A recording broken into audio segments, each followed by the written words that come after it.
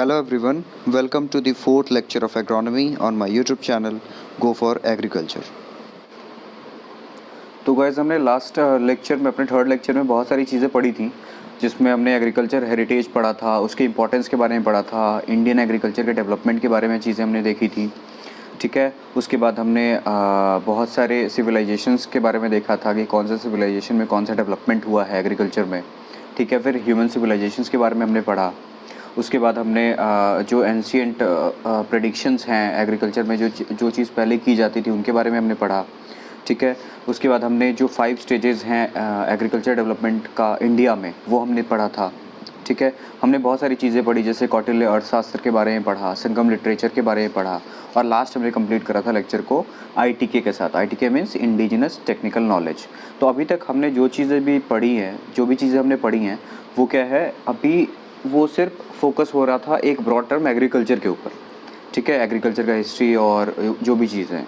लेकिन आज से जो हम लेक्चर पढ़ने जा रहे हैं, यानी लेक्चर 4, उसमें हम लोग फोकस हो जाएंगे सिर्फ एक सब्जेक्ट की तरफ, वो है एग्रोनॉमी।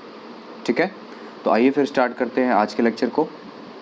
ठीक है, तो हम सबसे पहले जो पढ़ेंगे इसमें वो है हमारा बेसिक ऑफ एग्रोनॉमी। तो एग्रोनॉमी क्या है, एक ग्रीक वर्ड है जो कि 2 ग्रीक वर्ड से बना हुआ है। वो है एग्रोस और दूसरा है नोमोस।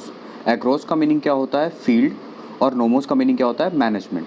मतलब एग्रोनॉमी का एक अगर सिंपल मीनिंग अगर हम बात करें तो उसको क्या बोलते हैं, फील्ड मैनेजमेंट।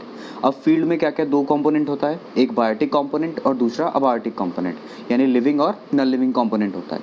तो अगर हम लिविंग कंपोनेंट में अगर देखें तो प्लांट, क्रॉप्स और सॉइल माइक्रोब्स होता है। नॉन लिविंग कंपोनेंट में क्या हुआ, वही जो हम क्रॉप लगा रहे हैं उसका इन्वायरमेंट, उसका कोई भी क्रॉप का इन्वायरमेंट 2 हम देखते हैं बेसिक।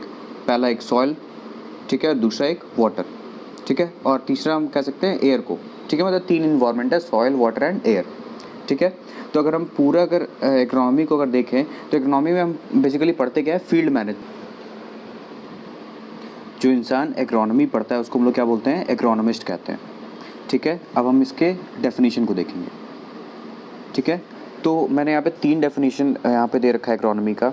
हम कोई भी डेफिनेशन यूज़ कर सकते हैं। मैंने ये 3 डेफिनेशन इसलिए दिखाया है कि ये तीनों डेफिनेशन हर एस्पेक्ट्स को क्लियर करेगी। ठीक है, पहला डेफिनेशन है, it is defined as an agriculture science that deals with the principles and practices of crop production. ठीक है, और दूसरा फील्ड मैनेजमेंट। तो क्रॉप प्रोडक्शन के अंदर ही आएगा, हम मेनली जो फील्ड मैनेजमेंट पढ़ेंगे उसी के अंदर हम क्रॉप प्रोडक्शन भी पढ़ते हैं। यानी जो एग्रोनॉमी है 2 चीज़ पे फोकस करेगा, क्रॉप प्रोडक्शन के ऊपर, ठीक है, और दूसरा फील्ड मैनेजमेंट। सेकंड डेफिनेशन है, agronomy is a branch of agricultural science that deals with the principles and practices of soil, water and crop management. Crop management क्या हो गया, बायोटिक कंपोनेंट हो गया। ठीक है, और सॉइल एंड वाटर क्या हो गया, अबायोटिक कंपोनेंट, अभी मैंने जस्ट बताया था। थर्ड डेफिनेशन है, it is a branch of agriculture science that deals with the method which provide favourable environment to the crop for higher productivity. ठीक है, मेन जो हम एग्रोनॉमी के ऊपर पढ़ते हैं किसी भी सब्जेक्ट का, मतलब हम एग्रीकल्चर में कोई भी सब्जेक्ट देखें तो मेन हमारा फोकस किस पे होता है, हाई प्रोडक्टिविटी पे, हमें यील्ड ज़्यादा चाहिए। ठीक है, आ रही चीज़ें समझ में। अब हम बात करेंगे एग्रोनॉमी के डायमेंशंस के बारे में। डायमेंशंस मतलब एलिमेंट्स, एलिमेंट्स मतलब कंपोनेंट्स, मतलब एग्रोनॉमी जो है वो कितने या किस किस चीज़ों पे फोकस करता है। ठीक है, तो जैसे मैंने बताया कि एग्रोनॉमी मतलब क्या हुआ, फील्ड मैनेजमेंट, और फील्ड मैनेजमेंट बेसिकली क्यों करते हैं, क्रॉप्स के लिए, क्रॉप ईल्ड के लिए। तो हमें क्या करना है, क्रॉप मैनेज करना है, क्रॉप मैनेजमेंट करना है। तो एग्रोनॉमी या फिर क्रॉप मैनेजमेंट के अंदर 4 एलिमेंट हैं। ठीक है, पहला है फिजिकल एलिमेंट या फिर फिजिकल डायमेंशन भी कह सकते हैं। इसके अंदर हम क्या देखते हैं, अगर हम लोग क्रॉप मैनेजमेंट करना है तो फिजिकल डायमेंशन में हम क्या देखेंगे, क्लाइमेट देखना होगा, सॉइल और लैंड। ठीक है, दूसरा होता है बायोलॉजिकल डायमेंशन या फिर बायोलॉजिकल एलिमेंट, जिसके अंदर हम लोग क्या देखते हैं, वेजिटेशन एंड सॉइल। ठीक है, जहाँ पे लाइफ है। थर्ड है इकोनॉमिकल, इसमें हम लोग क्या देखते हैं, मार्केट, सेल्स एंड प्रॉफिट के बारे में। ठीक है, लास्ट है सोशल एलिमेंट, इसमें हम लोग क्या देखते हैं, लेबर और कम्युनिटी के बारे में। ठीक है, तो जो एग्रोनॉमी है इन 4 कंपोनेंट से बना हुआ है, physical, biological, economical and social. ठीक है, यहाँ पे मैंने ये जो चार्ट दे रखा है इसमें यही चीज़ मैंने बता रखा है कि इस पूरे फ्लो में, मतलब एक जो सिस्टम है उसमें ये 4 एलिमेंट कहाँ कहाँ हैं। ठीक है, एक बार चार्ट फ्लो को देख लेना, चीज़ें क्लियर हो जाएंगी। ठीक है, दूसरा अगला हमारा टॉपिक है वो है scope of agronomy. Scope of agronomy मतलब कहने का कि हम एग्रोनॉमी को क्यों पढ़ें, इससे हमारा क्या क्या फ़ायदा होगा, क्या बेनिफिट होगा। ठीक है, तो एग्रोनॉमी जो है बहुत ही डाइवर्स डिसिप्लिन है या फिर डायनामिक डिसिप्लिन है। इस अगर हम एग्रोनॉमी पढ़ते हैं तो हमें बहुत सारी चीज़ों की नॉलेज हो जाएगी। ठीक है, हमें बहुत सारे सब्जेक्ट्स के बारे में नॉलेज हो जाएगा। जैसे पहला है कि हमें किस सीज़न में क्रॉप को कल्टीवेट करना है, हमें एग्रोनॉमी से सीखने मिलता है। ठीक है, मतलब proper season for cultivation of wide range of crops. दूसरा है method of cultivation of crop. जैसे अगर हम बोलते हैं कि मेथड ऑफ कल्टीवेशन कहने का मतलब है कि हम तो क्रॉप कहीं भी लगा सकते हैं, लेकिन हम कहाँ लगाएं जहाँ पे हमारा कॉस्ट ऑफ कल्टीवेशन, या फिर किस तरीके से लगाएं जो हमारा कॉस्ट ऑफ कल्टीवेशन क्या हो जाए, कम हो जाए। जैसे मान लो for example dry land area हो गया, तो ड्राई लैंड एरिया में हमें किस तरीके के क्रॉप लगाना चाहिए। अगर हम वहाँ पर राइस लगाने लग जाए तो हमें वहाँ पर इरीगेशन फैसिलिटीज़ देनी पड़ेगी, उसके लिए हमें पैसा ज़्यादा लगेगा। ठीक है, तो हम ड्राई लैंड एरिया में उस तरह के क्रॉप को लगाएंगे जिनकी वाटर रिक्वायरमेंट क्या हो, कम हो। उसी तरीके से रेनफीड एरिया में हम किस तरह के क्रॉप को लगाएं। तो ये मेथड ऑफ कल्टीवेशन या फिर टाइप ऑफ क्रॉप के बारे में हमें पता चलता है इकोनॉमी से। ठीक है, थर्ड है optimum use of chemical fertiliser to reduce the ill effects of excess application. ठीक है, अगर मान लो हम फर्टिलाइज़र यूज़ कर रहे हैं किसी फील्ड में, ठीक है, तो हम जब फर्टिलाइज़र को एक्सेस में अगर यूज़ कर देते हैं तो क्या होता है कि जहाँ पे प्लांट को बेनिफिट करना है वो बेनिफिट प्लांट को करता ही है, और हम वो उस तरीके से ना जो सॉइल की प्रोडक्टिविटी है या फिर फर्टिलिटी है उसको भी अफेक्ट करता है। ठीक है, हमने पढ़ा होगा सरप्लस कंजप्शन जो हो जाता है, ज़्यादा हो जाता है, या फिर एक एलिमेंट ज़्यादा हो जाने की वजह से दूसरे एलिमेंट के अपटेक को रोकता है। ठीक है, ये चीज़ हमने पढ़ी है। ठीक है, अगर नहीं भी पता है तो मैं बता रहा हूँ कि जब कोई भी अगर एलिमेंट या फिर कोई भी न्यूट्रिएंट अगर एक्सेस में हो जाता है तो कभी कभार क्या करता है, वो दूसरे एलिमेंट के अपटेक को रोकता है। ठीक है, तो हमें ऑप्टिमम यूज़ ऑफ फर्टिलाइज़र करना चाहिए। ठीक है, उससे एक तो चीज़ है कि प्लांट को सही अमाउंट में न्यूट्रिएंट मिलेगा, और दूसरा है कि हमारा जो है इकोनॉमिकल मतलब इकोनॉमिक्स में भी, हमारे पैसों में भी मतलब हमारा कम पैसा खर्च होगा। ठीक है, चौथा है selectivity, time and method of application of herbicides. ठीक है, हमें इससे ये भी पता लगता है कि हमें हर्बिसाइड्स जो है वो कब यूज़ करना चाहिए, कौन से क्रॉप पे कौन सा हर्बिसाइड लगना चाहिए, कौन सा हर्ब लगा है तो कौन सा हम हर्बिसाइड यूज़ करेंगे। ठीक है, और उसको किस तरीके से अप्लाई करना है, मतलब हर्बिसाइड्स को हम सॉइल में भी अप्लाई कर सकते हैं, पत्तों पे भी अप्लाई कर सकते हैं। ठीक है, अगला है वाटर मैनेजमेंट प्रैक्टिसेस। हमें किस तरीके से वाटर मैनेज करना है और कितना हमें पानी डालना है किस क्रॉप पे, ये सारी चीज़ें हम एग्रोनॉमी से सीखते हैं। ठीक है, अगला है new technologies to overcome the effect of moisture stress. ठीक है, कहीं पे मान लो कोई ऐसा रीज़न है जहाँ पे मॉइस्चर बहुत ज़्यादा कम है, ठीक है, इन्वायरमेंट में या फिर सॉइल में मॉइस्चर बहुत ज़्यादा कम है, तो हमें वहाँ पे किस तरीके से क्रॉप को मैनेज करना चाहिए वो चीज़ें हम सीखते हैं। ठीक है, फार्म इम्प्लीमेंट इक्विपमेंट, उनको गुड कंडीशन में कैसे मेंटेन करके रखना, फार्म मशीनरीज़ के बारे में बेसिक्स जो होता है उनके एफिशिएंट यूटिलाइजेशन के बारे में हम सीखते हैं एग्रोनॉमी के अंदर। ठीक है, तो ये जो 7 पॉइंट्स हैं, और भी पॉइंट्स हो सकते हैं लेकिन यहाँ पे मैंने 7 पॉइंट मेंशन करे हैं कि इसका स्कोप क्या है, हमें एग्रोनॉमी क्यों पढ़ना चाहिए। ठीक है, हमारा नेक्स्ट स्लाइड है। अच्छा, 2 मैंने और मेंशन करा है, efficient management of crop and live stock. ठीक है, हम जब फार्मिंग वर्ड कहते हैं तो उसमें क्या हो जाता है, लाइव स्टॉक भी आता है और क्रॉप भी आता है। ठीक है, जब हम क्रॉपिंग बोलेंगे तो सिर्फ क्रॉप हो जाएगा, और जब हम फार्मिंग बात करेंगे तो क्रॉप्स एंड लाइव स्टॉक दोनों हो जाएगा। ठीक है, तो एग्रोनॉमी के अंदर हम क्रॉप एंड लाइव स्टॉक के एफिशिएंट मैनेजमेंट, हम किस तरीके से दोनों को एक साथ फील्ड में एफिशिएंट वे में यूज़ कर पाएँ या फिर उनसे हम ज़्यादा यील्ड कैसे ले पाएँ, ये सारी चीज़ें भी हम सीखते हैं। और लास्ट है care and disposal of farm and animal products. ठीक है, एनिमल प्रोडक्ट हुआ, फार्म प्रोडक्ट हुआ, उसका हम एफिशिएंट यूज़ कैसे कर सकते हैं। ठीक है, जैसे हमने कोई ग्रीन मैन्योर प्लांट लगाया है या फिर कोई लेग्यूम प्लांट लगाया है, तो उसका जो बच गया जो पार्ट, जो प्रोडक्ट बाई प्रोडक्ट जो बच गया हमारा हार्वेस्ट के बाद, हम उसका यूज़ एफिशिएंट कहाँ करें और कहाँ पे डिस्पोज करें, इन सब चीज़ों के बारे में हम एग्रोनॉमी में सीखते हैं। ठीक है, हमारा अगला टॉपिक है relationship of agronomy with other sciences. ठीक है, तो एग्रोनॉमी एक ऐसा साइंस है जो कि एग्रीकल्चर के बहुत सारे साइंसेस से या फिर अदर सब्जेक्ट से रिलेट करता है। ठीक है, जैसे अगर हम एग्रोनॉमी पढ़ते हैं तो हमें उससे बेसिक सॉइल साइंस की जानकारी हो जाती है, एग्रीकल्चर केमिस्ट्री के बारे में जानकारी हो जाती है, crop physiology, plant ecology, biochemistry, economics. ठीक है, ये सारे सब्जेक्ट्स हैं। तो सॉइल साइंस किसको बोलते हैं, सॉइल साइंस नाम से ही पता लग रहा है कि सॉइल के बारे में हम लोग को पढ़ना है, सॉइल के बारे में कंप्लीट हमें पढ़ना है, यानी soil physical properties, chemical properties और उसके बायोलॉजिकल प्रॉपर्टीज़ के बारे में। ठीक है, तो हम एग्रोनॉमी पढ़ेंगे तो इनकी बेसिक्स हमें पता लग जाएंगे। ठीक है, एग्रीकल्चर केमिस्ट्री है सेकंड। इसमें क्या होता है, एग्रीकल्चर केमिस्ट्री में हम लोग क्या पढ़ते हैं, chemical composition and changes involve in the production and protection of crop and life stock.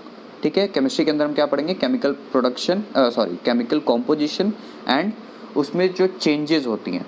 ठीक है, केमिकल में चेंजेस होता है, मतलब जैसे हम कह सकते हैं कि एग्रीकल्चर केमिस्ट्री के अंदर वो चीज़ हम पढ़ते हैं कि फर्टिलाइज़र हो गया, या फिर अगर हम किसी चीज़ को अप्लाई कर रहे हैं तो प्लांट में वो क्या चीज़ चेंजेस ला रही हैं, या फिर हम कोई पेस्टिसाइड यूज़ कर रहे हैं तो वो किसी पेस्ट के ऊपर कैसे अंतर मतलब इफेक्ट कर रहा है, उन सब चीज़ों के बारे में हम एग्रीकल्चर केमिस्ट्री में पढ़ते हैं। थर्ड है क्रॉप फिजियोलॉजी। ठीक है, इसमें क्या, जो क्रॉप है उसके लाइफ साइकिल के बारे में हम पढ़ते हैं। ठीक है, उसके जो जनरल प्रोसेसेस हैं उनके बारे में पढ़ते हैं, मतलब life process of crop to understand each part and stage of crop and nutrient requirement. ठीक है, चौथा है प्लांट इकोलॉजी। इसका मतलब क्या होता है, इन्वायरमेंटल इफेक्ट्स ऑफ क्रॉप। ठीक है, इन्वायरमेंटल इफेक्ट्स ऑन क्रॉप, मतलब जो इन्वायरमेंट का जो इफेक्ट है वो क्रॉप पे कैसे कैसे पड़ता है, जैसे एग्जांपल टेम्परेचर का इफेक्ट क्या है, रेनफॉल का इफेक्ट क्या है, वो हम प्लांट इकोलॉजी के अंदर पढ़ते हैं। ठीक है, अगला है बायोकेमिस्ट्री। बायोकेमिस्ट्री के अंदर क्या, नाम से ही पता लग रहा है, बायो मीन्स लिविंग और केमिस्ट्री यानी लिविंग मॉलिक्यूल्स के बारे में पढ़ते हैं, यानी बायोकेमिकल्स के बारे में पढ़ते हैं, biochemical processes taking place in the plants, इनके बारे में हम बायोकेमिस्ट्री में पढ़ते हैं। और लास्ट है इकोनॉमिक्स। तुम जानते हैं हम कोई भी सब्जेक्ट क्यों पढ़ रहे हैं, एग्रीकल्चर कोई भी सब्जेक्ट पढ़ रहे हैं कि हमारा यील्ड हाई हो। ठीक है, तो इकोनॉमिक्स वही फिर profit loss analysis in farming के बारे में बताता है। ठीक है, अगला जो हमारा टॉपिक है वो बहुत ही इंपॉर्टेंट है और बहुत लोग इससे भागते हैं, कभी याद नहीं करते हैं इस चीज़ को। तो आज मैं उस टॉपिक के बारे में कुछ ट्रिक भी बताऊंगा और कुछ डिफरेंस भी बताऊंगा। अगला जो हमारा टॉपिक है एग्रोक्लाइमेटिक जोन्स और एग्री इकोलॉजिकल जोन्स, इनके बारे में डिफरेंस में हम डिफरेंस पे ही बात करेंगे। ठीक है, तो सबसे पहले देख लेते हैं एग्रोक्लाइमेटिक जोन्स क्या है। An agroclimatic zone is a land unit uniform in respect of climate and length of growing period. ठीक है, मतलब एग्रोक्लाइमेटिक जोन क्या है, एक लैंड यूनिट है, यूनिट यानी कि बहुत छोटा सा, मतलब एक लैंड का पार्ट है एग्रोक्लाइमेटिक जोन, जिसमें क्या होता है, यूनिफॉर्म होता है, क्या चीज़, क्लाइमेट और length of growing period LPG। ठीक है, which is climatically suitable for certain range of crops and cultivars. Cultivars मतलब क्या होता है, वैरायटी कह सकते हैं, प्लांट के केस में हम क्या बोलते हैं, सो कल्टीवर्स कहते हैं। ठीक है, और ये डेफिनेशन कहाँ किसने दिया है, FAO ने दिया है 1983 में।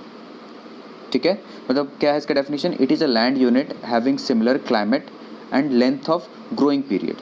ठीक है, this zone is climatically suitable for certain range of crops. अगला पॉइंट क्या है, different crop have different agroclimatic zones and it sometimes overlaps.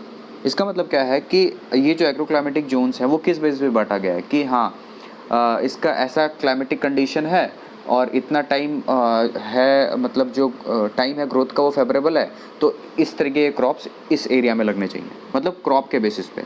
तो हमारे पास टोटल जो एग्रोक्लाइमेटिक जोन्स कितने हैं, 15 है। ठीक है, ये 1989 में प्लानिंग कमीशन ऑफ इंडिया ने डिवाइड करा था इंडिया को टोटल 15 एग्रोक्लाइमेटिक जोन्स में। ठीक है, किस बेसिस पे, उसके rainfall, temperature, topography, farming system and water resources के बेसिस पे किया था। ठीक है, तो डिफरेंट जो जोन्स हैं उनमें हमने क्या बोला कि अलग अलग, मतलब सर्टेन क्रॉप्स जो हैं जो वहाँ के क्लाइमेट को सूट करते हैं वो उस रेंज में हम डालते हैं अलग अलग क्लाइमेटिक जोन्स में। ठीक है, तो डिफरेंट क्रॉप के लिए एग्रोक्लाइमेटिक जोन्स क्या हुआ, अलग हुआ, लेकिन कभी कभी क्या होता है ये ओवरलैप भी करता है। ठीक है, तो हमारे पास टोटल एग्रोक्लाइमेटिक जोन्स हैं, वो कौन कौन से हैं। इससे पहले हम लोग एक चीज़ समझ लेते हैं, अगर इंडिया के मैप को हम देखें तो कुछ चीज़ें जो बहुत ही बेसिक है वो पता होना चाहिए। यहाँ पे जो मैंने मैप शो किया, मैं जूम करता हूँ, इस मैप में क्या दिखाया है कि ये जो ब्लू लाइन ये जो जा रही है, ठीक है, ये ब्लू लाइन क्या है, ये गंगा रिवर को दिखाया हुआ है कि गंगा रिवर कहाँ से कहाँ तक बहती है। ठीक है, ये लास्ट यहाँ पे वेस्ट बंगाल में जाके वो बे ऑफ बंगाल में जाके गंगा नदी मिल जाती है। ठीक है, तो ये जो रीजन है जो भी स्टेट्स को कवर करते हुआ आ रहा है, यहाँ पे देखो उत्तराखंड है, न्यू दिल्ली को टच करता हुआ उत्तर प्रदेश, ठीक है, उत्तर प्रदेश होते हुए बिहार, बिहार से वेस्ट बंगाल, ठीक है। तो ये चीज़ ध्यान रखना है कि जिस स्टेट से और जो नदी का जो एरिया है उस रीजन को हम लोग क्या बोलते हैं, बेसिन एरिया, ठीक है, वाटर बेसिन एरिया। तो ये जो प्लेन्स हैं, ये जो रीजन है, ये जो नदी के किनारे किनारे हैं, इनको हम लोग क्या बोलते हैं, प्लेन्स बोलते हैं, ठीक है, गैंगेटिक प्लेन्स बोलेंगे।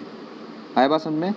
दूसरा है ये रीजन, इसको मैं जूम करता हूँ, देखो ये रीजन जो है, इस रीजन को हम लोग क्या बोलते हैं, हिमालयन रेंज बोलते हैं, ठीक है। इसमें कौन कौन से स्टेट्स आएंगे अगर हम देखें तो ये तो बेसिकली हिमालय हमारे इंडिया में बहुत कम है, ये नेपाल के अंदर, लेकिन स्टेट्स अगर कवर देखें तो यहाँ पे कौन से स्टेट्स आएंगे, ठीक है, कश्मीर, नीचे पंजाब, उत्तराखंड, ठीक है। और यहाँ पे कुछ रीजन अगर हम इस रीजन, ये वाले रीजन के बारे में बात करें तो कौन है, उत्तर प्रदेश एंड बिहार। जबकि हिमालय जो रीजन है वो इधर नहीं है, लेकिन हम इंडिया के बेसिस पे बात करेंगे तो हम इनके बारे में थोड़ा सा बात करेंगे। इन रीजन को बस देख लो, इस रीजन को हम क्या बोलते हैं, हिमालयाज रीजन बोलते हैं।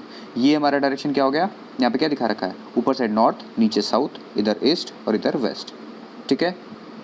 और अगला हमारा मैप है वो ये चीज़ हमेशा ध्यान रखना, ये बहुत ही बेसिक है। और ये जो थर्ड मैप है, ठीक है, अभी जैसे मैंने बताया था, ये वाला जो ग्रे वाला रीजन है, देख रहे हो गैंगेटिक प्लेन्स लिखा हुआ है, इसमें कौन कौन से स्टेट्स मैंने बताया था, यूपी, बिहार, देखो कुछ रीजन झारखंड का भी दिखा रखा है, और ये वेस्ट बंगाल, और ये रहा माउथ ऑफ गंगा जो कि बे ऑफ बंगाल में ओपन होती है। और ये जो रीजन है इसको हम लोग क्या बोलते हैं, कोस्टल लाइन बोलते हैं, या फिर घाट्स बोल सकते हैं। तो ये हमारा इस साइड का रीजन कौन सा है, ईस्टर्न, तो ये ईस्टर्न घाट हो गया। और इधर वाला रीजन को हम क्या बोलेंगे, वेस्टर्न घाट, ठीक है।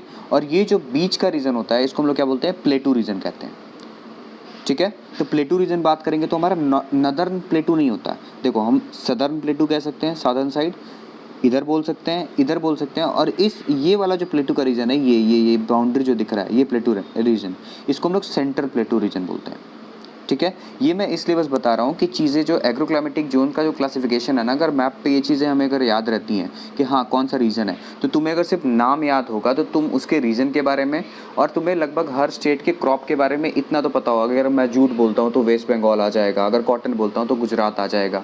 तो ये सब अगर बेसिक सा चीज़ अगर पता हो तो तुम्हें ये सब चीज़ें रटनी नहीं पड़ेंगी, ठीक है। मैं लास्ट में तो ट्रिक बताऊंगा इसके बारे में, लेकिन चीज़ें तुम्हें कैसे याद करनी है वो, अगर ये बेसिक चीज़ तुम्हें याद रख लो इस चीज़ को, ठीक है। डेजर्ट एरिया अगर हम बात करते हैं तो ये रहा हमारा डेजर्ट एरिया, ठीक है। तो जो एग्रोक्लाइमेटिक जोन है मैंने बेसिक बता दिया इसके बारे में। और 15 एग्रोक्लाइमेटिक जोन्स कौन कौन से हैं, पहले मैं नाम सारों के बोल जाता हूँ, उसके बारे में हम एक एक करके देखेंगे। सबसे पहला है लोअर गैंगेटिक प्लेन, ठीक है। तो लोअर गैंगेटिक प्लेन क्या है, अब लोअर किस बेसिस पे बोला इन्होंने, लोअर मीन्स अगर हम यहाँ पे अगर बात करते हैं तो ये देखो, यह ऊपर से चलते हुए आ रही है और ये नीचे की तरफ आई है, तो लोअर गैंगेटिक प्लेन इसको हम बोलेंगे, ये वाला रीजन, ठीक है। बताया था पहले ही, ये गैंगेटिक प्लेन है और ये रहा लोअर गैंगेटिक प्लेन। तो इसमें कौन कौन से स्टेट्स आएंगे, देखो तो वेस्ट बंगाल और बिहार, तो ये चीज़ ऐसे ही याद हो गया। और यहाँ पे कौन से क्रॉप हम कल्टीवेट करते हैं, राइस है, जूट है, मेज है, पोटैटो है, ठीक है। अब हम चलते हैं, दूसरा जो एग्रोक्लाइमेटिक जोन है वो कौन सा है, मिडिल गैंगेटिक प्लेन। मिडिल में अब कौन सा रीजन आएगा, थोड़ा सा ऊपर की तरफ खिसक जाओ, ये वाला रीजन। तो इसमें कौन सा पार्ट आ रहा है, बिहार कंप्लीट, ठीक है। और यूपी का कौन सा पार्ट, ईस्टर्न पार्ट, ठीक है। इसमें जो हम क्रॉप लगाते हैं यूपी में बेसिकली, या फिर हर जगह बोल सकते हैं, हर तरह क्रॉप लगाया ही जाता है, लेकिन जो मेजर प्रोडक्टिविटी वहाँ पे किस चीज़ की है, मिलेट की है, वीट की है, पीक का है और मस्टर्ड का है, ठीक है। अब आते हैं अपर गैंगेटिक प्लेन। अपर गैंगेटिक प्लेन कौन सा है, ये वाला हो गया, ये रीजन, ठीक है, जो कंप्लीट यूपी, जो सेंट्रल यूपी पड़ रहा है, ठीक है। तो सेंट्रल एंड वेस्टर्न यूपी हो जाएगा और उत्तराखंड हो जाएगा, उत्तराखंड का कुछ रीजन हो जाएगा, ठीक है। ये अपर गैंगेटिक हो गया। और इसके अंदर जो क्रॉप्स आएंगे, wheat, rice and sugar cane. और लास्ट है हमारा ट्रांस गैंगेटिक प्लेन, ठीक है। अब देखो ट्रांस क्यों बोला जाता है, इस वाले मैप में नहीं समझ में आ रहा है तो पीछे वाले मैप में देखो ट्रांस क्यों बोला गया है। ट्रांस मतलब जो कर्व्ड रीजन है, ये वाला रीजन, ठीक है। ये वाला रीजन अगर देखो तो कौन कौन सा स्टेट आ रहा है, न्यू दिल्ली आ रहा है, उत्तर प्रदेश आ रहा है, उत्तराखंड आ रहा है, ठीक है। और कुछ देखोगे तो अगर कंसिडर कर सकते हैं तो यहाँ पे हरियाणा है, और कुछ रीजन जो आसपास का है वो पंजाब भी कह सकते हैं, ठीक है। तो जो ट्रांस गैंगेटिक प्लेन्स आता है उसमें जो स्टेट्स आएंगे, कौन कौन से स्टेट्स हैं, उनमें जो स्टेट्स आएंगे वो है पंजाब, हरियाणा, दिल्ली, राजस्थान का कुछ पार्ट, ठीक है। तो यहाँ पे जो मेनली जो क्रॉप्स लगते हैं वो कौन कौन से हैं, cotton, pulses, oil seeds and wheat, ठीक है। तो हमने 4 देख लिए गैंगेटिक प्लेन्स में, सबसे पहले लोअर, फिर उसके बाद मिडिल, फिर अपर और फिर लास्ट क्या है ट्रांस। तो इसको ऐसे ही याद रखना है, ये रहा लोअर, ये क्या है मिडिल, ये है अपर और ये है ट्रांस। ठीक है, तो ये 4 क्लियर हो गए। अब हम चलते हैं 5वें नंबर पे। 5वां है हमारा हिमालय। तो हिमालय देखो, ये हिमालय का रेंज था, 1 मिनट, ये रहा हिमालय का, यही वाला मैंने रीजन बताया था। तो देखो इंडिया में जो ये वाला रेंज, तो ये बीच का रेंज तो कहाँ चला गया, नेपाल के अंदर। तो इधर हो गया हमारा वेस्टर्न हिमालय और ये हो गया ईस्टर्न हिमालय। ठीक है, तो हमारे पास सॉरी वेस्टर्न ईस्टर्न नहीं बोल के, हाँ चलो ठीक है, वेस्टर्न ईस्टर्न से ही समझते हैं। ये हो गया हमारा वेस्टर्न हिमालय और ये हो गया हमारा ईस्टर्न हिमालय। तो ये 2 अलग अलग एग्रोक्लाइमेटिक जोन्स हैं। ठीक है, तो सबसे पहले कोई भी चीज़ को मैंने जो ये लेक्चर रिकॉर्ड करने के लिए मैंने एक ट्रिक बनाया कि हम कोई भी चीज़ ईस्ट से पढ़ेंगे। ठीक है, वो चीज़ें याद रहेंगी। ठीक है, तो सबसे पहला हमारा कौन सा है, ईस्टर्न हिमालय। ठीक है, ईस्टर्न हिमालय में कौन कौन से स्टेट्स आएंगे, अरुणाचल प्रदेश आएगा। ठीक है, और हिल्स ऑफ सिक्किम, नागालैंड। अगर तुम्हें यहाँ पे नहीं पता स्टेट्स, तो यहाँ पे नागालैंड है, मिजोरम है, बहुत सारे स्टेट्स हैं। ठीक है, 7 या 8 स्टेट्स हैं इस रीजन में, जो पिंक वाला रीजन है। ठीक है, तो यहाँ पे हम हिमालय रीजन में बात करें तो अरुणाचल प्रदेश है, हिल्स ऑफ सिक्किम है, नागालैंड है, मिजोरम हो गया। ठीक है, बेसिकली पहाड़ों पे किस तरह के क्रॉप्स लगाते हैं हम, फ्रूट्स लगाते हैं। ठीक है, तुमको अगर पता हो तो CPRI जो पोटैटो रिसर्च इंस्टीट्यूट है वो कहाँ पे है, शिमला में है, वो भी मतलब हिल साइड पे ही है। तो यहाँ पे हम कौन कौन से क्रॉप लगाते हैं, फ्रूट्स लगाते हैं, पोटैटो लगाते हैं, मेज़ लगाते हैं। ठीक है, अब आ जाओ वेस्टर्न हिमालय पे, ये वाला रीजन। तो इस जगह पे हम जानते हैं कश्मीर में किस चीज़ का खेती होता है, सैफ्रॉन पता होगा। ठीक है, चेरी हो गया, आलमंड्स है, बार्ले, ओट, ये हो गया हमारा वेस्टर्न हिमालय। ठीक है, तो देखो हमने किस तरीके से 4 पढ़ लिया, हमने गंगा बेसिन पे 4 पढ़ा, हिमालय पे 2 पढ़ा, 6 तो कवर हो गए 15 में से। अब आते हैं हम main plateau and hill region पे। ठीक है, तो मैंने क्या बताया था, ये रहा प्लेटू और हिल। मतलब हिल इसमें इसलिए कंसिडर करते हैं कि ये वाला रीजन जो है ना पठार, इसमें हिल्स भी होंगे। आया बात समझ में? तो इस रीजन को हम लोग क्या बोलते हैं, प्लेटू एंड हिल। तो मैंने क्या बताया था, इसमें जो होगा वो ईस्टर्न इस साइड कहलाएगा, इधर वेस्टर्न कहलाएगा, इधर सदर्न कहलाएगा, और ऊपर क्या कहलाएगा, सेंट्रल। नदर्न नहीं, सेंट्रल।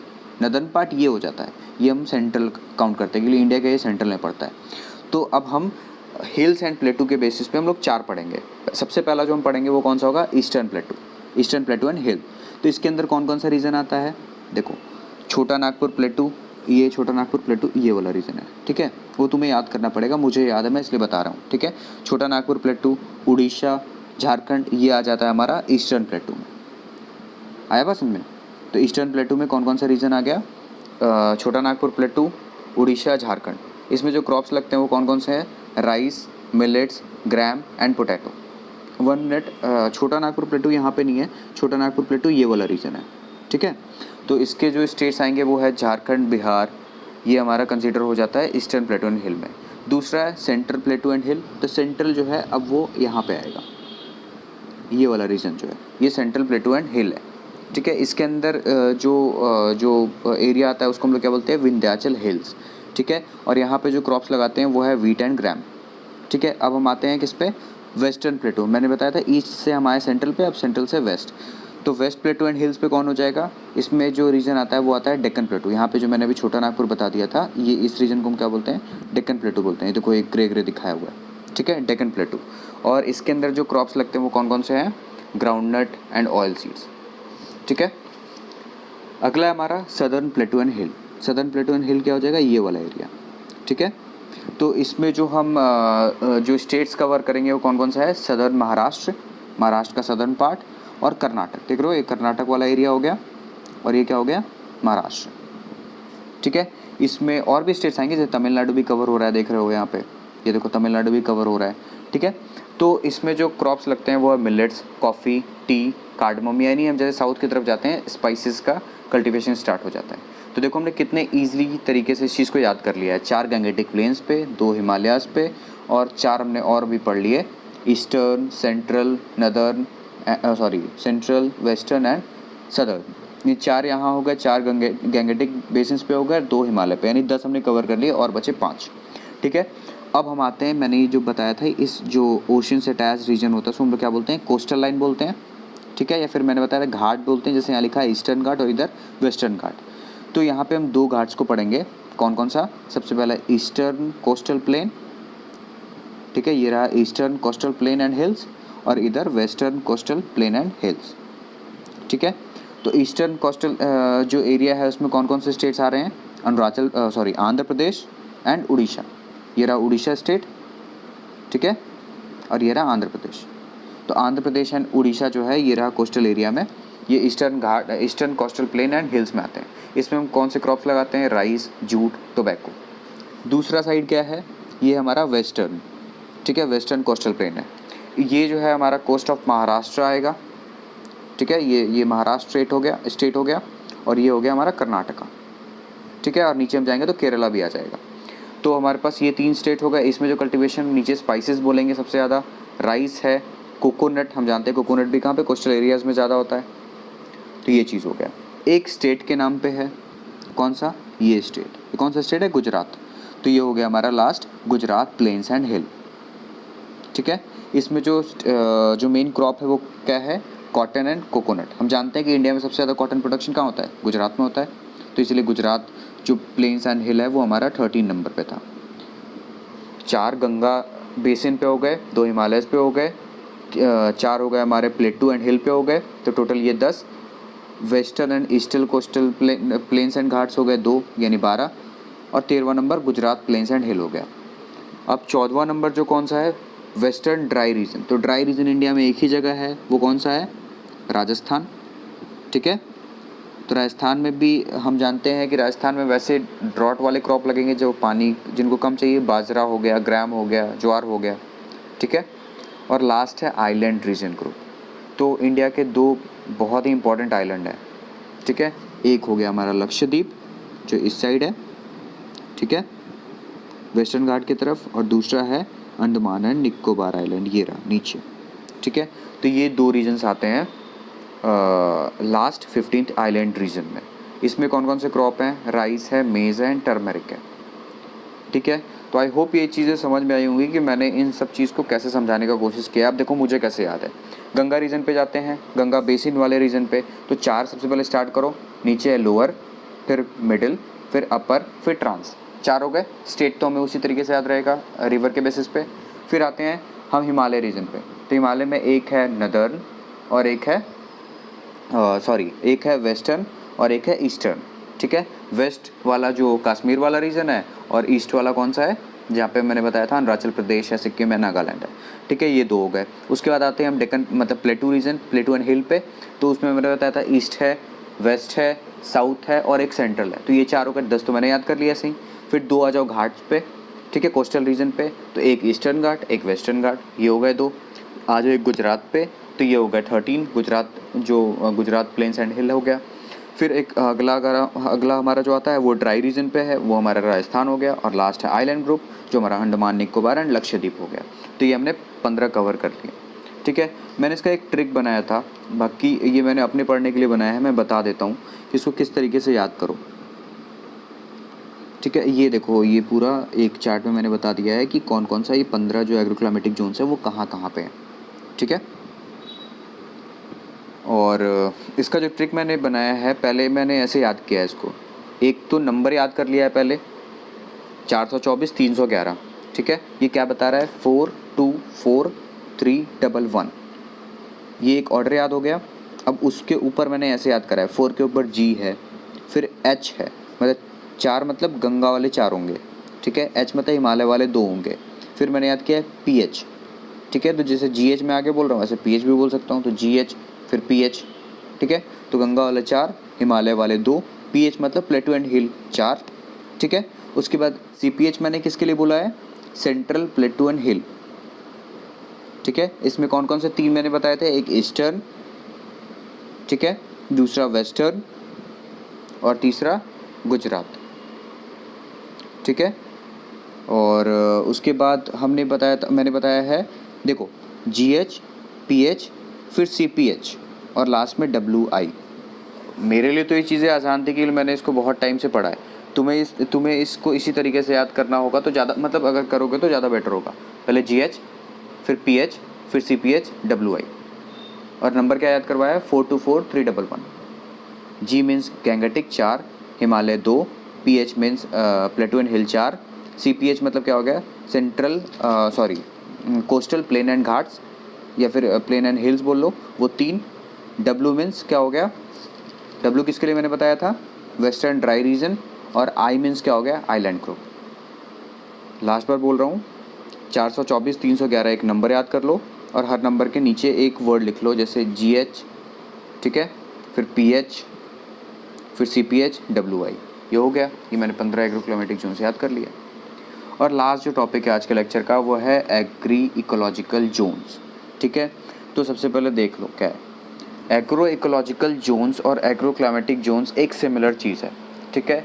एग्रो क्लाइमेटिक जोन्स जो है थोड़ा एक ब्रॉडर टर्म हो गया, एग्रो इकोलॉजिकल जोन्स क्या है, वो एग्रो क्लाइमेटिक जोन्स के अंदर आता है, ठीक है।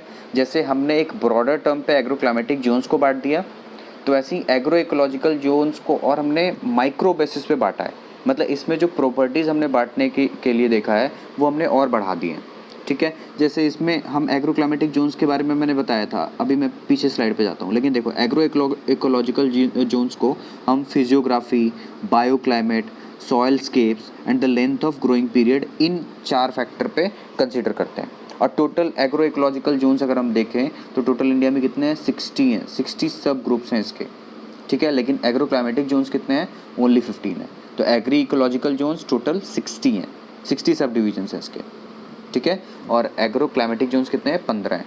तो यहाँ पे मैं बता दूँ, जैसे फिजियोग्राफी क्या होता है, फिजियोग्राफी का मतलब क्या हो गया, फिजिकल जियोग्राफी। ये क्या हम लोग को बताएगा कि किस तरीके के वहाँ पे फ्लोरा है, फौना है, ठीक है, वहाँ पे मतलब जो लिविंग ऑर्गेनिज्म है वो किस चीज़ से इन्फ्लुएंस्ड है, ठीक है। सॉइल स्केप्स मतलब क्या होता है, सॉइल के कंटेंट को बताना। और लास्ट है हमारा इसमें क्या है, एक बायो क्लाइमेट। बायो क्लाइमेट का मतलब क्या होता है, क्लाइमेट और condition for the living organism, ठीक है। तो एक बार और दिखा देता हूँ कि एग्रो क्लाइमेटिक जोन्स का मैंने डेफिनेशन क्या लिखा था और किस बेसिस पे इनका क्लासिफिकेशन किया गया है।